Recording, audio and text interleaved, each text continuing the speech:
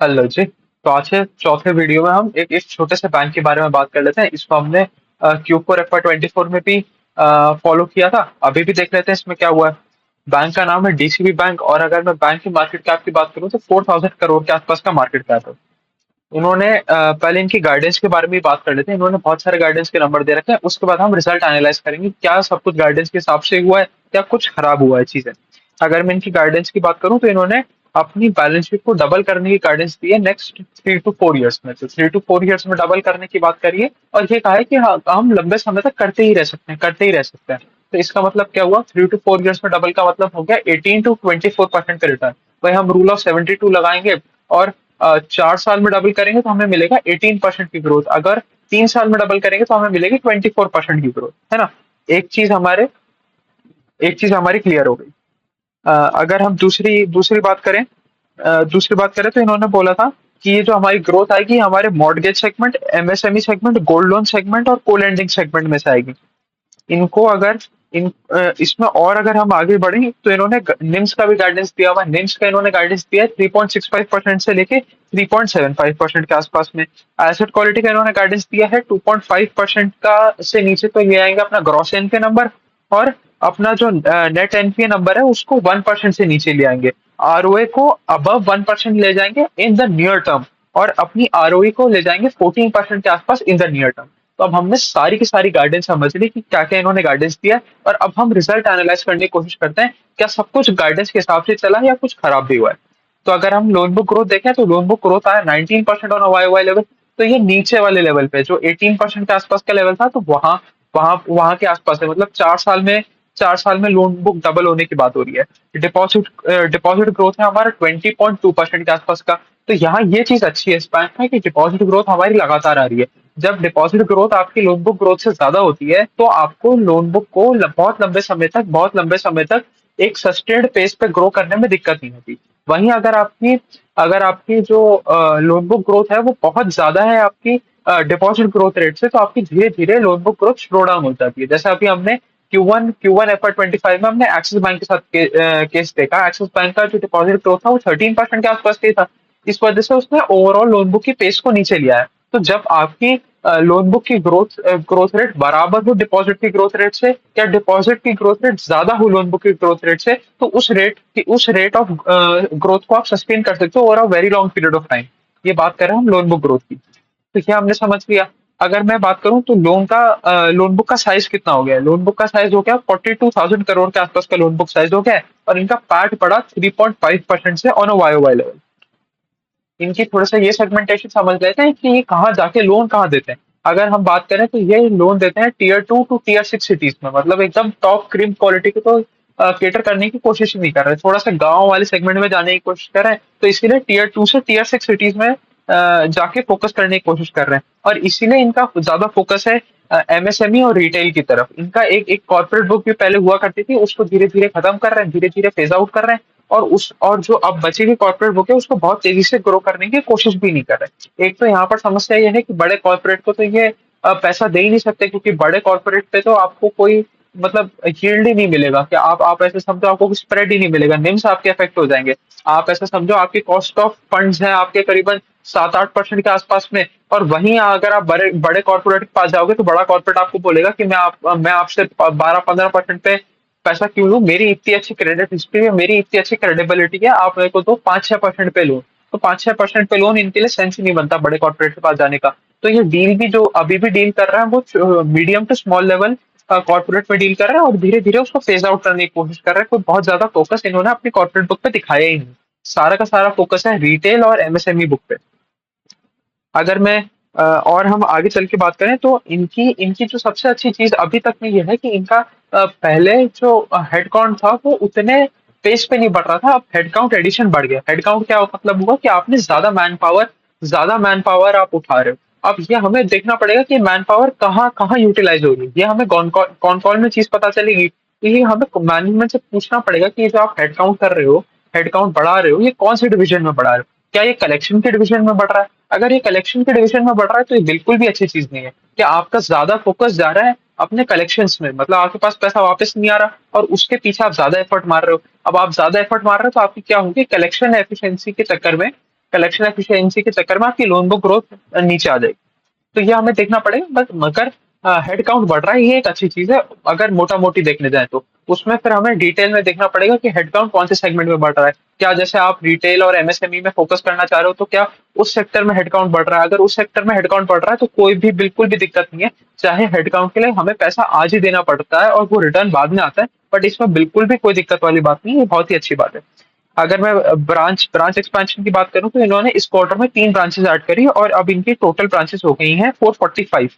जिसमें से अगर मैं डिवीजन की बात कर लूं कौन सी ब्रांच कहां पर है, तो 19% of the branches are in rural segment, 25 are in semi urban segment, 28% are in urban segment and 28% are in metro segment, है ना। तो ये हमने समझ लिया। अगर हम देखें अब इनकी लोन बुक का सेगमेंटेशन क्या है, तो loan book segmentation 4 main parts में बांट सकते हैं हम। अगर हम बात करें तो सबसे बड़ा है मॉर्गेज लोन। मॉर्गेज लोन कौन से हो गए? हाउसिंग लोन हो गया और लोन अगेंस्ट प्रॉपर्टी हो गया। Then ये है 45% of the total total loan book. Agri agri loan की बात करें तो वो है 25%। को लैंडिंग की बात करें तो वो 7%, और बाकी अदर्स वाला सेगमेंट है जिसमें गोल्ड लोन भी है और कमर्शियल व्हीकल लोन भी है और बहुत सारी चीजें हैं ना, तो उसमें वो टोटल टोटल 22% के आसपास है। अगर मैं डिस्बर्समेंट की बात करूं तो यहाँ से प्रॉब्लम स्टार्ट होती है।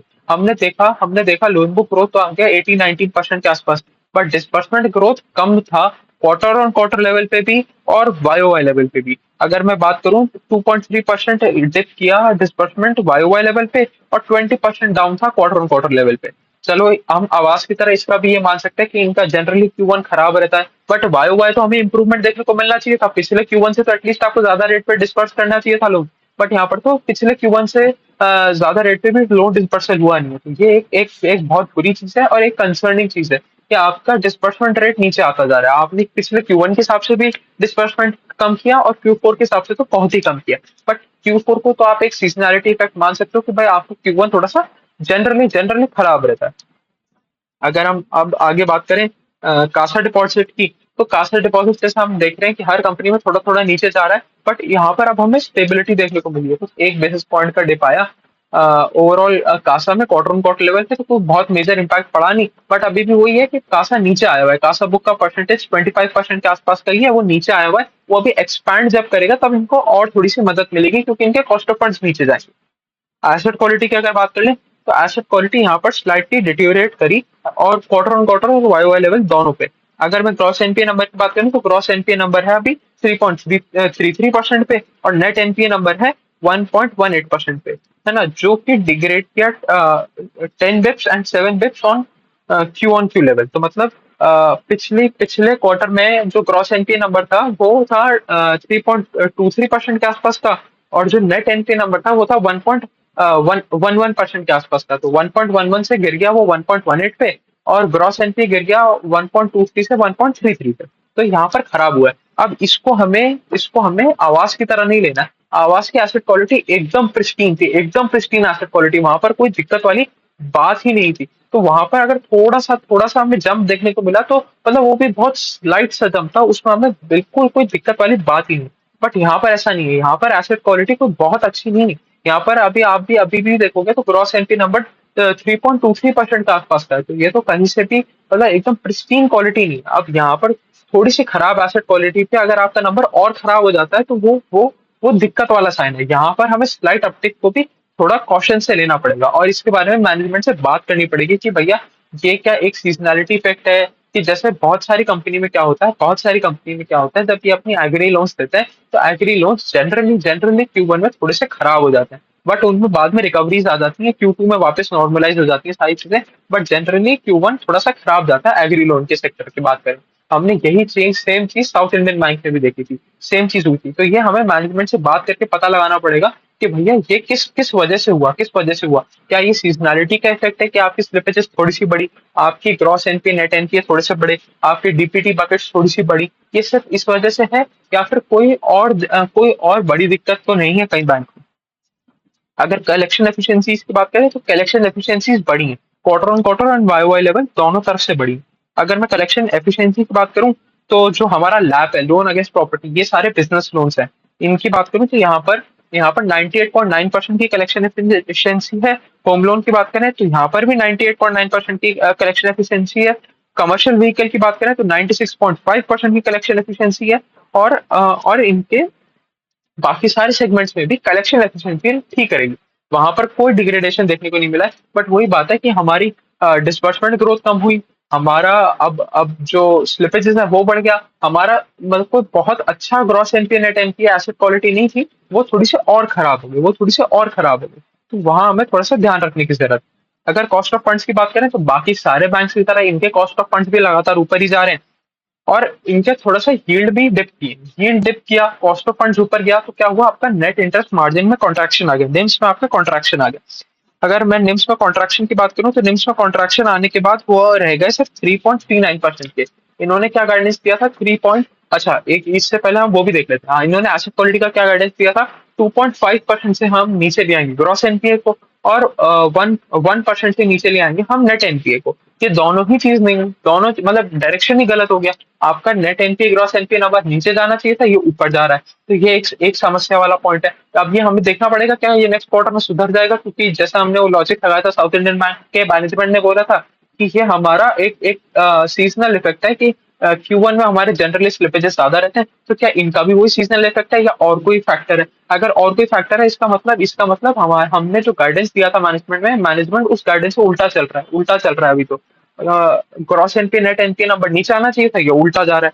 वहीं अगर हम बात करें निम्स की, निम्स इन्होंने कहा था 3.65% से 3.75% के बीच में रहेंगे, यहाँ पर 3.39% पे रह गए, जो कि पिछले क्वार्टर में थे 3.62%।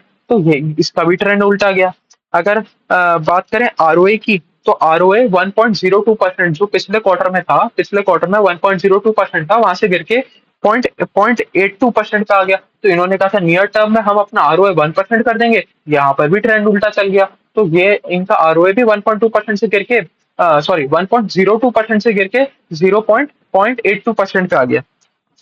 इन्होंने कहा था हम अपना आरओई 14% के आसपास ले जाएंगे, इनका आरओई 13.5% से गिर के 10.9% पे आ गया। तो आपने जो भी गाइडेंस दिया था, सब कुछ आपकी गाइडेंस से उल्टा ही चला। जब आप अपनी एसेट क्वालिटी की बात कर लो, एसेट क्वालिटी आपने कहा था इंप्रूव करेगी, यहाँ पर तो डिग्रेड कर गई। आपने कहा था आपका आरओए इंप्रूव करेगा, यहाँ से तो डिग्रेड कर दिया। आपने आरओई इंप्रूव बोला था, आरओई डिग्रेड कर गई। अब आरओई डिग्रेड किया तो आरओई तो ऑब्वियस सी बात है डिग्रेड करेगी ही करेगी, क्योंकि ROE is ROA into leverage. तो आपका जब आरओए वाला कंपोनेंट नीचे गया तो पूरी आरओई को तो नीचे जाना ही था। तो मतलब कुल मिला के कहानी ये है, जो जो मैनेजमेंट बोल रहा है, जो मैनेजमेंट बोल रहा है उसके ऊपर डिलीवर नहीं कर पा रहा है। एक चीज पे इनका डिलीवर किया इन्होंने, वो था इनकी लोन बुक ग्रोथ। उसमें भी डिसबर्समेंट कम थे, डिसबर्समेंट क्वार्टर ऑन क्वार्टर और वाई वाई लेवल दोनों जगह कम थे, है ना। सिर्फ ये है कि जो इन्होंने अपनी लोन बुक ग्रोथ दिखाई, वो अपने जो एकदम बॉटम वाला मेट्रिक था ना, उसके आसपास की लोन बुक ग्रोथ दिखा दी इन्होंने। वो घिसपिट के किसी तरीके से दिया है, बाकी कोई भी गाइडेंस के ऊपर अभी तक तो ये मीट कर नहीं पाए। अगर इनके नेट इंटरेस्ट इनकम की बात करें तो ये 5% बड़ी वाई वाई लेवल पे, और डिग्रेड करके 2% by quarter on quarter level. अगर टोटल इनकम की बात करें तो टोटल इनकम बढ़ा 11% से on a Y Y level, and -1% से on a quarter on quarter level. Pre provisioning operating profit PPOP की बात करें तो पी पॉप डिग्रू किया 2% से वाई वाई लेवल पे, और 12% से क्वार्टर ऑन क्वार्टर लेवल पे। तो दोनों दोनों दोनों तरफ की डिग्रोथ मिली है हमें। वाई वाई लेवल पे 2% का डिग्रोथ मिला है, क्वार्टर ऑन क्वार्टर लेवल पे 12% का डिग्रोथ मिला है in operating profits, pre provisioning operating profits. और वहीं पैट की बात कर ले तो पैट इनका बढ़ा 3% ऑन वाई वाई लेवल, और डिग्रू किया 16% on a quarter on quarter level.